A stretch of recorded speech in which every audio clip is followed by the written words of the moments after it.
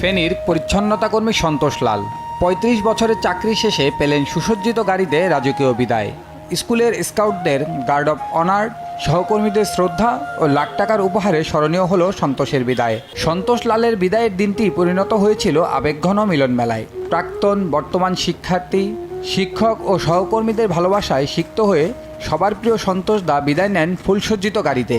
গলায় ফুলের মালা, হাতে উপহারের ব্যাগ নিয়ে সজল চোখে তার বিদায় হয়ে ওঠে স্মরণীয়।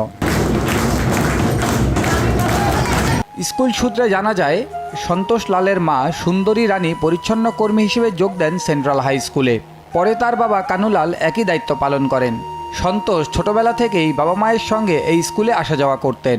এরপর বড় হয়ে তিনি নিজেই প্রতিষ্ঠানের পরিচ্ছন্নতা কর্মী হিসেবে যোগ দেন। তার স্ত্রী সঞ্জু রানীও দীর্ঘ প্রায় 18 বছর ধরে স্কুলের পরিচ্ছন্নতা বিভাগের দায়িত্ব পালন করছেন। যেভাবে আমাকে এই স্বাগতম জানাইছেন, আমার জীবনে আমি কোনোদিন এটা কল্পনা করিনি, কিন্তু আজকে আমি খুব ধন্য হয়েছি, আমি খুব খুশি হয়েছি। শারীরিক নানা অসুস্থতা সত্ত্বেও ৩৫ বছর নিষ্ঠার সঙ্গে কাজ করে মিলেছে রাজকীয় বিদায়। বিদায় নিলেও প্রাণের টানে এখনও বিদ্যালয়ে আসেন তিনি।